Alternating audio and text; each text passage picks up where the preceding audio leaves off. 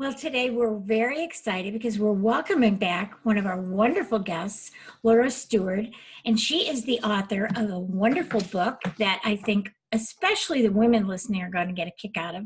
It's called What Would a Wise Woman Do? Questions to Ask Along the Way. And it's so important for us to ask questions. I know she and I have talked about this many times when I was on her show and when she was on my show, how it's really important to ask questions. People are afraid to ask questions. Maybe they're afraid of the answers. But let me tell you a little bit about Laura in case you missed the last time she was on. Laura Steward is a business strategist, wonderful one, keynote speaker, great radio host. I had fun on her show. And of course, the author of this book that I was telling you about.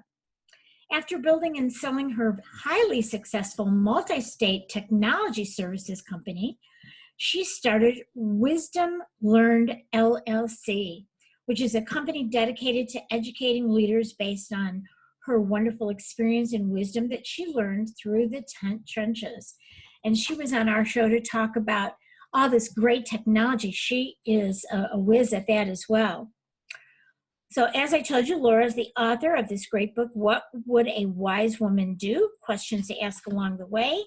And through her weekly broadcast, which is called It's All About the Questions, her keynote speeches, her trainings, and her interviews like this.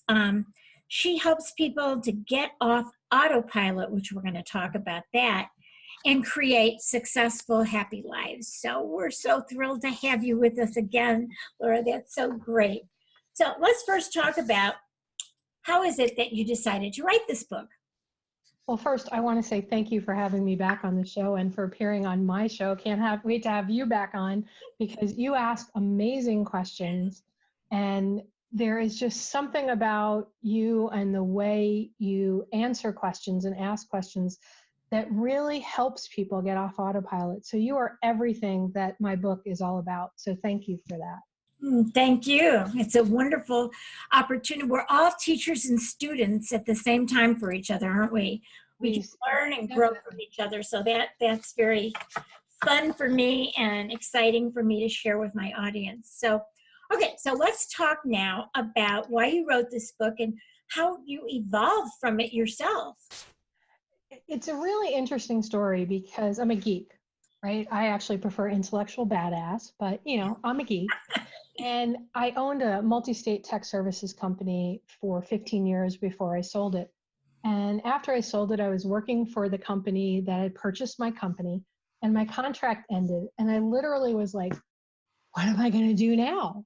Do I want to go back into tech? I had all these offers of people that wanted me to come work for them, to consult for them, to help them grow their businesses and do different things. Right. And I just literally went, what do I do now? And the words, what would a wise woman do, just popped into my head and began to obsess throughout my entire body. And I knew that this book was in me, something that I had wanted to write my entire life. And, I had written newspaper columns for years and done all these other things and participated in tech books on tech topics. But I always wanted to write a book. Books were my saving grace as a child. My mother said she couldn't afford to keep me in books, so the first thing she did was got me a library card. And take me to the library, and I would just she had to take me back every couple of days because I'd finish all the books that I had taken out. I'd stay up under covers, under the blankets with a flashlight reading the book. Voracious reader. Yes, I love reading and I love everything about it. And what my mom and dad always taught me was the power of questions. So when I decided to write the book, I said to myself, what do I want this book to be about? What am I meant to share with my readers? Right. And throughout my life, everybody said, Laura, you ask such amazing questions. And it just seems like you don't make missteps. And I'm like, oh my gosh, I make so many missteps. But why do people think I don't? And I realized it's because I continually ask questions. So I'm constantly reevaluating, and I'm not perfect at it. I've made a number of missteps that probably lasted longer than they should have because I was afraid myself to ask the really hard questions because I didn't want the answer that I knew was there. So I said, let me write this book about how to ask the right questions, how to get ourselves off autopilot. And I did it in honor of my mom and my dad, who really taught me the power of a question and how it could change your life if you are willing to ask questions to get the answers you need, not just the answers that you want. Right, right. Beautiful. And so you talk a lot about autopilot and that you yourself found that you were on autopilot, which we've all done, right? We've all done it. So why don't you talk about what you mean by that? Well, have you ever driven a car, Mari, and you get in your car and you start driving this normal route to work or someplace that you go all the time, and all of a sudden you realize you're putting the car in park and you're there and you have no idea how you got there. Right. You don't even know what was along the side of the road. Was there construction? What cars were there? What did it even look like outside? Right. Right. So you've been there. Yeah. And that's autopilot. And it's bad enough when you're driving and you're on autopilot. Hopefully there's a part of your brain that's actually paying attention to traffic and things. Right. In life, when you're on autopilot, there aren't always serious traffic lights or stop signs or a car cutting you off that makes you stop and sort of jolts you out of this autopilot. They tend to be often more subtle signs, like the feather versus the 2x4, as my mom and dad always said to me. Wouldn't it be great, they'd say, if you could respond when the universe, when God, when your inside intelligence is sending you a feather saying, wake up, pay attention, versus waiting for the smack to the head by the 2x4 or the brick wall? Yes. So the idea of autopilot for me with this book especially, and my message to not only women but men, is if you learn to ask questions, then autopilot may only last one exit.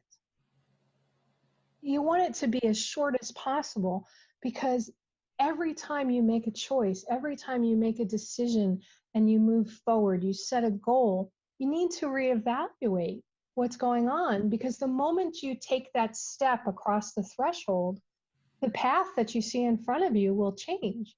Mm-hmm. When you go through the doorway, there's more open to you, and maybe there's 3 or 4 more paths, and you want to look at it and go, does this serve me to maybe take that path to the left or the right, or do I still continue on my way? And that's what the power of questions can do for you. Oh, I love it. You know, I've been listening recently and reading Bruce Lipton. Wonderful. He's wonderful. And he talks about the brain. You know, he's done so much brain research, and he's been doing stem cell biology research for, 40 years, taught at Stanford Medical School. But anyway, he's amazing. And one of the things that he talks about that reminds me of when you're talking about autopilot is he says 95% of the time we're acting from our unconscious, and only 5% from our conscious. And so when we talk about autopilot, I mean, our bodies are made for us to be able to not have to be, brush our teeth and not be able to think about anything else. I mean, I get up in the morning, I go to the bathroom, I wash my hair, I take a shower. I mean, those are autopilot, because we don't need to use our brain that much. But breathing too, autopilot. But we really need to stay conscious as much as possible. And the more we get into a routine and don't really think about what you were talking about, like, what would a wise woman do? What other options do I have? If you're just into habitual, experiences, and you never do anything different, then you're going to be on autopilot more. Right. But if you stop and ask the questions like what you're talking about, then you get back into your mindfulness, your consciousness, and you're not just living in that unconscious. And the other thing he talks about, which is just fascinating, I'm trying to get him on my show too. He talks about when we're in our unconscious, we're repeating behavior that we learned from the time we were in the third trimester of the womb until 7. And a lot of that wasn't even us. It was our parents or teachers. Right. And we feel we're not good enough because that's what we were told. And so all of that really relates to what you're talking about, is to ask the questions like, is that real? Yeah. That kind of stuff, to really be conscious about, wait a minute, am I on autopilot? Am I in from my unconscious? Or can I create new things from my conscious mind and then change those habits? So And that was together. That was such a great question you just said in there. Am I on autopilot? If we just trained ourselves to at least once a day say to ourselves, am I on autopilot? It now puts you back in the present, back in the now, as Eckhart Tolle would say, in the moment where you're saying, am I on autopilot, or am I making conscious directed choices about what I'm putting in my mouth, what I'm putting on me, the people I'm surrounding myself with, Right. my goals, my choices, my careers, anything that I'm choosing. If you just ask that one question, Right. am I on autopilot? It's huge. Yeah. Or even like, what am I doing? When you were talking about what am I putting in my mouth, I'm trying to be really healthy and do keto. This is my thing. And Okay. so, I'll go to the refrigerator, and instead of just autopilot picking out something that might not be healthful, I might say, well, wait a minute. What am I choosing that's going to be in line with keto? Right. So when you're talking about what are you going to put in your mouth, that's a goal for me, is to really ask myself, what do I need? What does my body need? How much does my body need? Am I full? Do I need to eat more just because it really tastes good? Or can I really stop and say, have I had enough? Am I satiated? What is this? So I think you're so right about questions, and even asking questions of each other. Something happened yesterday with my spouse, and he said something, and I said, gee, why did you say it like that? That was one of his unconscious autopilots, to say something that was kind of flippant. Right. Instead of me getting mad or, reacting, I just said, well, why did you say it like that? And then, it's like, oh, well, I didn't mean it like that. Okay, so what did you mean? So that's the kind of thing about being conscious in the relationship as well, to ask a question, why are you saying something like that? Or what do you mean? I'm not quite sure I understand what you mean, right?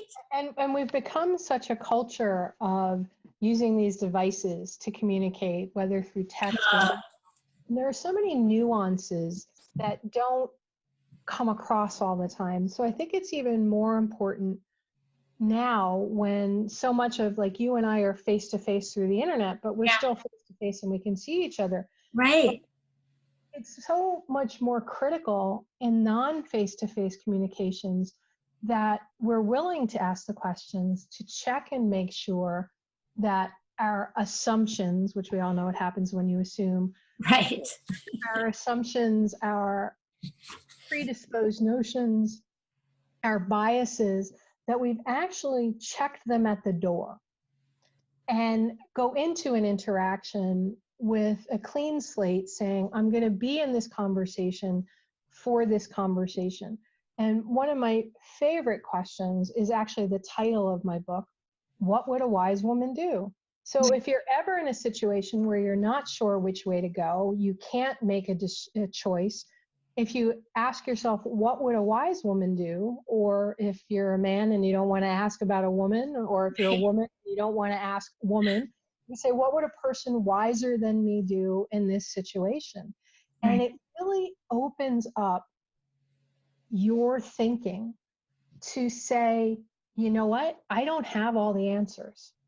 Somebody else may. So if I put my mindset out there of what would someone wiser than me, what would a wise woman do in this situation, it so enables us to, using your example of keto and the food and with your conversation with your husband, to step back and go, oh, wait, oh, a wise woman might have bacon. Right, right, Cookie or something like that. right. Exactly. My friend, Dr. Anna Kubeka, who you would probably love, she wrote a book about the hormone cure, and it's about a keto green program that she created for her gynecology patients who were struggling. So it merges like keto and green. And she asks wonderful, wonderful questions. And it's like, okay, why am I struggling on keto? And it's probably because your pH isn't right. But you may not know that unless you say, what would somebody wiser than me answer about this? Oh, let me go check with my doctor and let them do a blood test or a urine test and see, make sure that my body is right for this. These are all, to me, the power of the question. It's not just about the question, Maury, it's about who you ask it of. Yes. Because whoever you ask it of brings their basket of experiences, and both positive and negative, and what they grew up with. So that there's a power of asking the right people the right questions. The wise, yeah, the wise. And you were talking about these things, but on the other hand, what I do find fun about our little computers that we carry around with us is we'll be sitting at dinner and I might say, well, I wonder what, whatever. I wonder what year this happened. And all I have to do is ask Siri, or one of our friends was asking about something in his blood test and asked us, and we said, my husband said, gee, I don't know. And then the next thing I saw, he looked it up and read it out loud. So, that's one of the beauties of having this little computer that we carry around. But you're right. I mean, now we can ask a question and we don't have to wonder. We can look for it. We can go to the right experts. Sometimes someone will tell you something and you just say, it doesn't feel right. It doesn't sound right. And we can look for the right answer instead of acquiescing. I know when I'm sitting there in mediation and one person will say to the other, well, it's this way. This is how much this costs. And I'm sitting there thinking, that doesn't sound right. And then I'll just say, well, where did you get that information? Why don't you share that information with us? Or how did you find this information? And when I'm on Facebook and people are like fighting about politics and stuff, and it's so emotional. People are unconscious, right? And I'll say, well, why do you think that way? And then they change the subject, So yeah, it's the power of questions is just so amazing. And especially the open-ended questions, attorneys learn that when you're asking somebody in a deposition, you want to ask open-ended questions to get as much information as you can. Right. But when you get to trial and you have them on the witness stand, you only want to ask them a question that they can say yes or no. You don't want the wild card. Yeah. Did you or did you not go there at 8:00? Yes. And I noticed even seeing that in the impeachment, hearings, that some of the, especially the Republicans were doing this. Just answer my question. Did you or did you not do this? Then they want to explain. And then of course somebody says they should be allowed to explain, but yeah, open-ended questions are really the questions that are going to get us the kind of answers that is going to give us good information for ourselves. It's so true. And the other part to that, building off of what you said in, depositions and what you do during mediation, like where did you get that information? One of the things that I learned in first grade when I walked out of school, because they said they weren't going to teach me how to read on my first day of school. And that was back in the early 60s. I don't know when they teach you to read nowadays, but back then you didn't officially learn until first grade. Right. And I walked home. My mom's on the phone talking to the principal because they're like, is she there? Because she's not here. And mom brought me back to school and we're sitting in the principal's office and she's like, why won't you teach my daughter how to read? And I call this the 5 whys. And I didn't know that this was a thing. This was something I learned when I'm 5 years old. I'm 56 now. Okay. So I've known this my entire life. And my mom proceeded to, in 15 minutes, ask them why 5 times. Why won't you teach my daughter to read? The Right. first answer was, well, we never said that. We just weren't going to teach her today. And my mother's like, well, why? And they said, well, because her name begins with an last name begins with an S. And we do an order from A through S. So we take, so many people from A to, C this day and so on. So she'll learn, but it'll be like another week before she starts that. And my mother goes, why? That way. And they go, well, that's the way it's always been done. And mom's like, well, why? And by the end of the fifth why, she said, well, why does it have to be that way for her? And they were my principal, Mrs. Steinmetz, and my first grade teacher, Mrs. Fight, still remember them. That's how vivid this was. They probably tell you where everybody was sitting in the room. Well, you know what? She was willing to walk out of school. So tomorrow, she's first on the list to learn how to read. And we really do need to perhaps revisit that policy, because she just kept answering it until you really unearth the real why. Yes. And this is what drives me crazy when you have a challenge with a company, let's say AT&T or whoever it is that you're having a problem with, and you say, well, why is it like this? Well, that's our policy. Let me speak to the supervisor, and let me speak to the manager, and and you go up the chain, because you finally get to say, hey, this makes no sense. Right. No sense. And if you ask the questions and be assertive and nice about it, of the right person, then you're going to get these answers, and then you're going to show them that just because something was that way doesn't mean it has to always be that way. Right. It's another one of these habits. Well, we're on autopilot. We do it like this. So it drives me crazy when I call a company that the people are in the Philippines or in India, because all they have is their little script. Yes. Can't even get past that until I say, I want to speak to somebody in the United States who has the authority to tell me more. Yeah. Or you just hang up, call back, and often you'll get a different person. And sometimes that different person will be in the US. And just so you know, AT&T, any of those companies that you call, never just call right in normally. You always want to ask for customer retention. Because customer retention people, 99% of the time are in the US, and they have authority to make a change for you. Yeah, so now with AT&T, because I changed over to AT&T and we've had all these challenges, it's called now they're calling it the AT&T Loyalty Department. Yes. Yeah, that's what we call. So you're right, and it's good to know. And if you don't, they may call it some other ones. They call it customer retention, but yeah.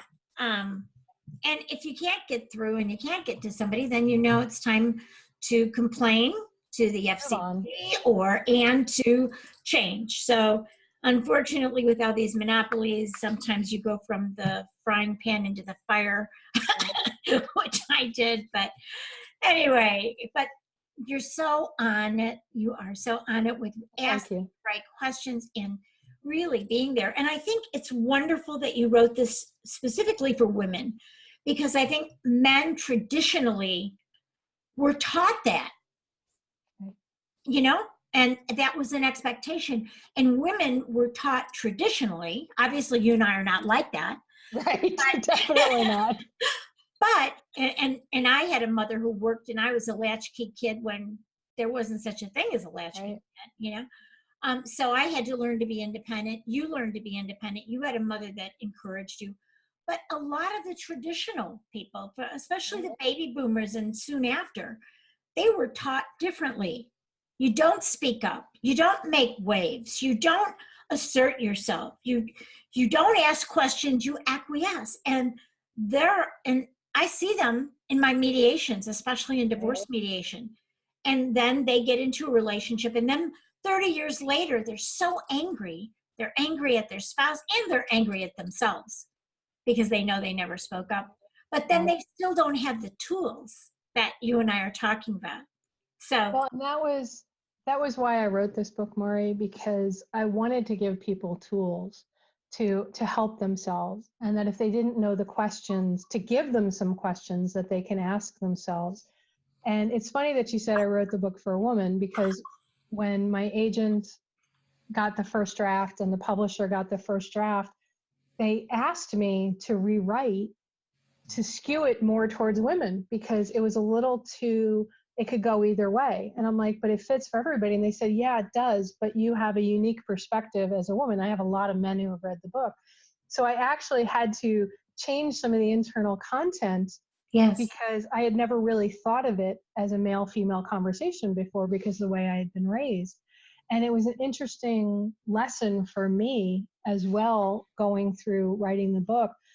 And what I did in the book was, instead of just sharing questions, I talk about the questions I had been asking myself, and then how I changed the question when I was feeling stuck, so people could see how just changing, I mean, this is huge in the legal profession, right? You change one or two words in a question and it completely changes the answers that you're going to get. Yes. And then my publisher laughed at me because I said, I don't want to do a regular index. And they said, why not? I said, what if I had an index of all the questions I pose in the book, and people can just open to the index and go like this and pick a question to ask themselves for the day. Yeah. And that to me is what I wanted to do with the book, was teach the first 4 chapters, teach a process to learn if you're asking the right questions, how you can ask better questions. And then the rest of the book can be read whatever way you want. If you're having a business issue or a faith issue or a financial issue or a self-perception, because I mean, you know it, you've seen it, you've seen relationship issues up the wazoo, and you're going to come on and we're going to talk about conflict resolution on my show as well. How you can ask the same question in business or in personal life, but they're different. The answers you're going to get are completely different. And will you believe it? I know already. Well, you and I know. We could talk for hours. I love talking to you. So much from each other and share. It's really wonderful. And I hope that the people are listening are going to get a kick out of this and have a wonderful opportunity now to go and get this book, What Would a Wise Woman Do? Questions to ask along the way. And what I love about your table of contents, you have questions for each one of them. And that is so powerful, because it kind of pulls me in, like I want to read each one of these and see what to do. So we will have to have you back again. Thank you. I'd love to. I want to thank you. So I want people to go to your website, laurasteward.com. Yes. And they can learn all about you and listen to your radio show, and just see all the great things that you're doing that can help them to learn, just as I'm learning from you right now. Thank you so much. And if people go to buy the book, they may see that it says Laura Steward Atchison. I was married at the time I wrote it. It's going to be redone back to Laura Steward, but that is me, although I go by Laura Steward. Yes, terrific. Okay, thank you so much. Thank you.